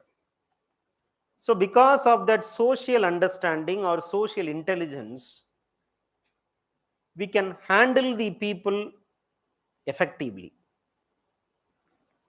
Because of we getting people skill through sociology, we can become better managers of our own life as well as better managers of our own people. As a civil servant, you have to manage people. You should have the social skill to deal with people, because people come with different problems. A student of sociology knows that one size does not fit for all. The problem of this applicant or the person is different from the problem of the next person. Sociology teaches you there are many dimensions. There is no one single dimension. Pluralism of Max Weber says, it is good for you, it may be bad for me. NEET examination is good for you because you will be having the opportunity to clear the NEET examination as you have got the foundation right from the beginning. I am coming from village, it may not be good for me. So what is good for you may not be good for me. That pluralism tells you that something is good for somebody is not good for all.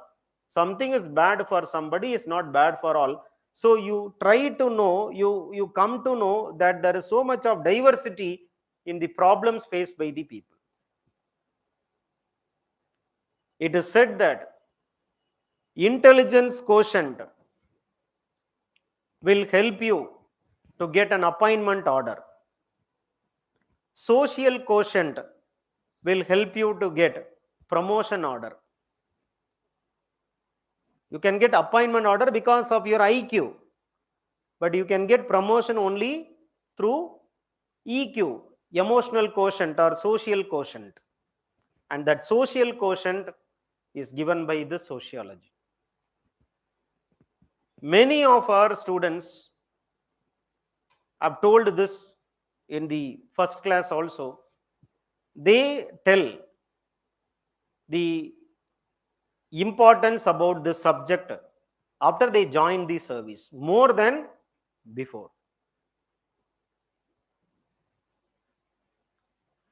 So the subject is therefore to be loved by you because it is going to give you many. You give one, it gives you two. What you are giving to this subject, double than what you are giving, will be given by the subject to you. So you turn out to be intelligent because you give one, you take two.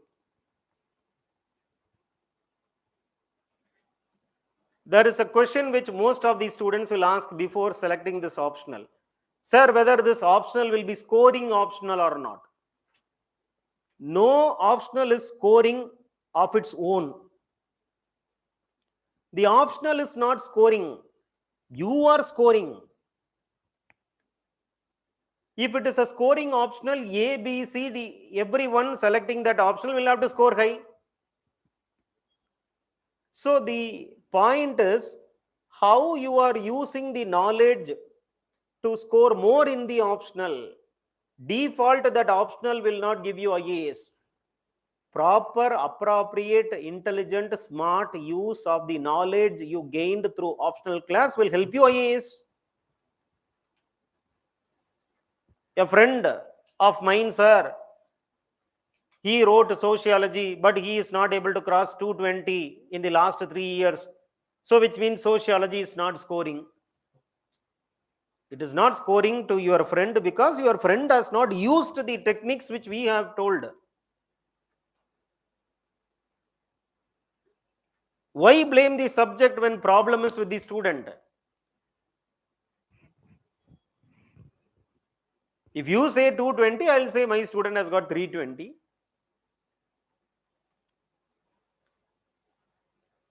Now, how to go ahead with the subject? Simple. Come to the class without fail. I will strongly recommend those people who are coming offline classes, you keep coming for offline class. Because nothing will be a better learning than the teacher student directly interacting. The first best thing is offline. But if you are very far away, I am in Gujarat, I am in Nagaland, I am in Tripura, go for online class. Staying in the next building and asking for sir online access irukuma sir அப்படினு லா பக்கத்து பில்டிங்ல ஒரு student இருக்கு லா next building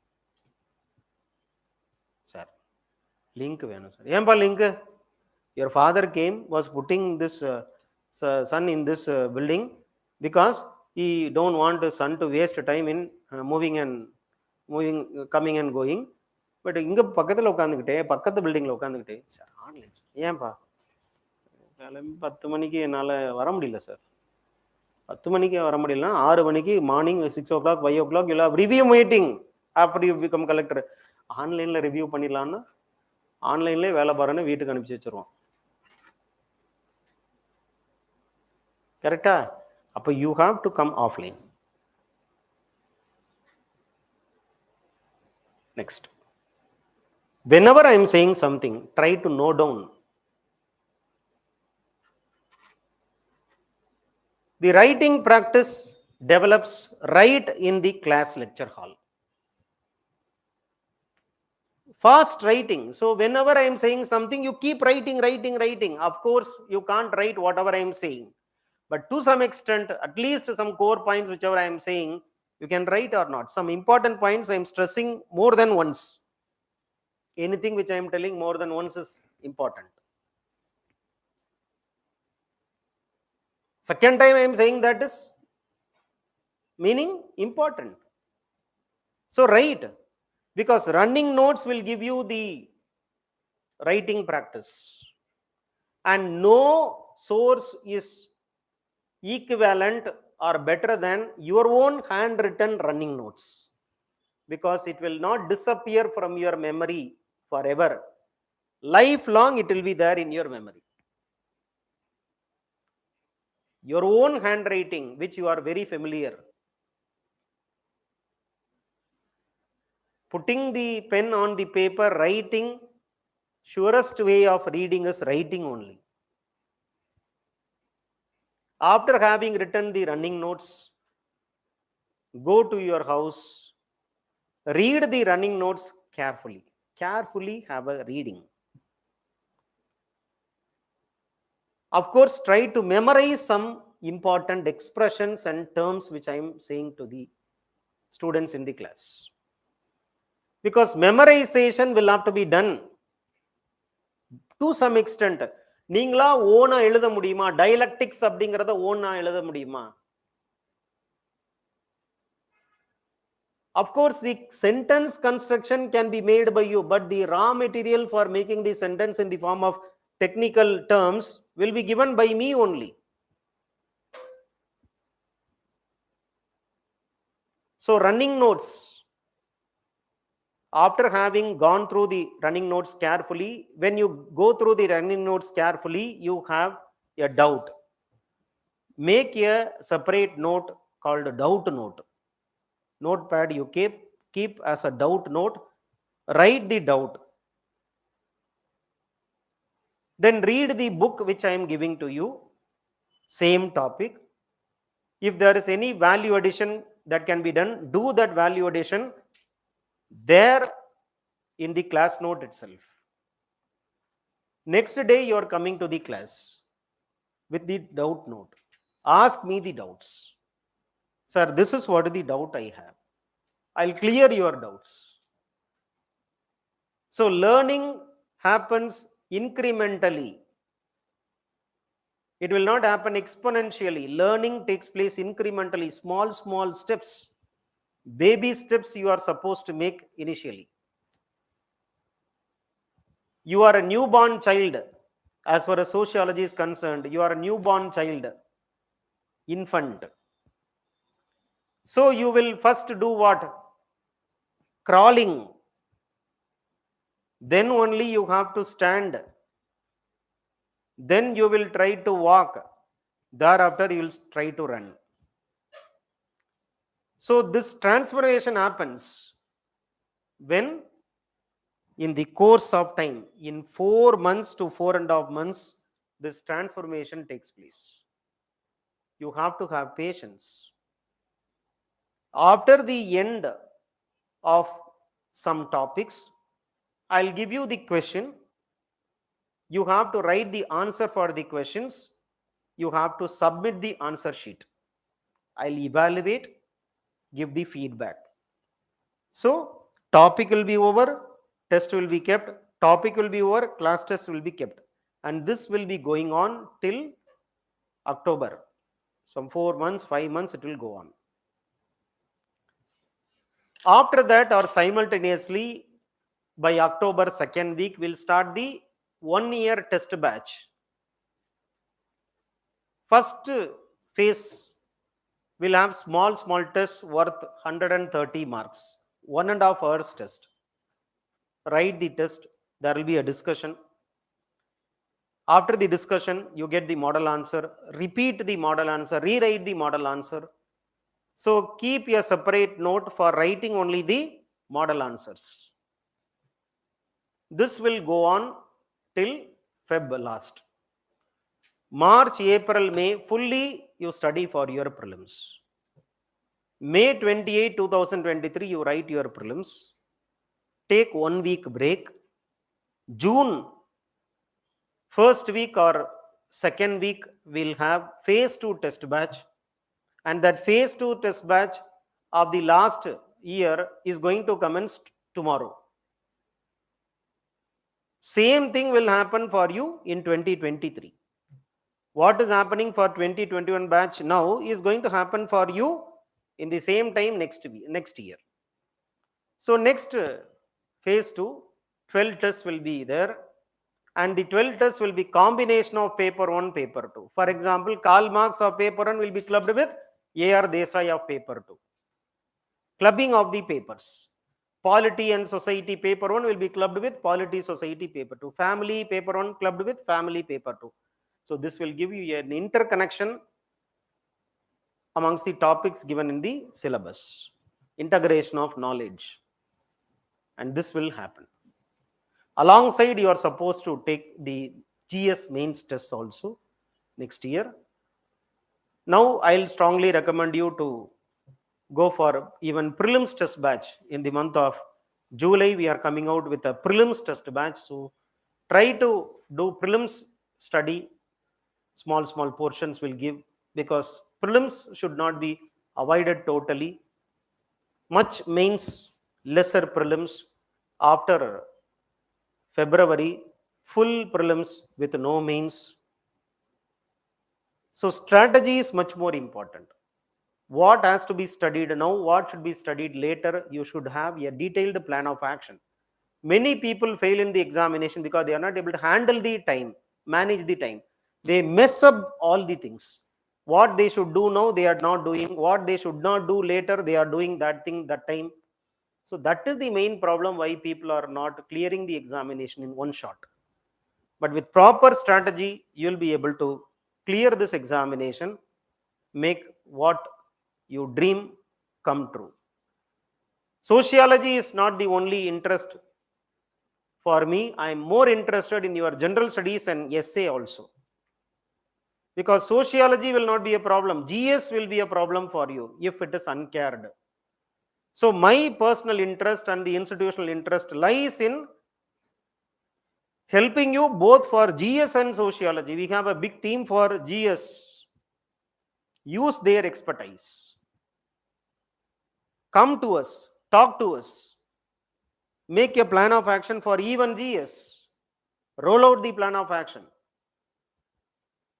And definitely, what you wanted, it will happen. So we have finished the syllabus class. Now, next class will be on Monday. 2 days you are taking time to redo the syllabus, keeping the syllabus paper and the notes which you have taken. Just redo. Take the previous year question papers, have a glance of the previous year question papers, and be prepared to come to the Monday class. So we are meeting on Monday. Timing will be 11:45, because we have GS class, or we can have at 11:30. Now there is no problem. After some time only the GS class will come in the morning 9 o'clock. So time will be, as of now, 11:30 we are going to meet. 11:30 to 1:30 or 1:45 we'll have class sociology. And we'll start with the first topic on Monday, called as modernity and social conditions in Europe and emergence of sociology. All the very best. Thank you.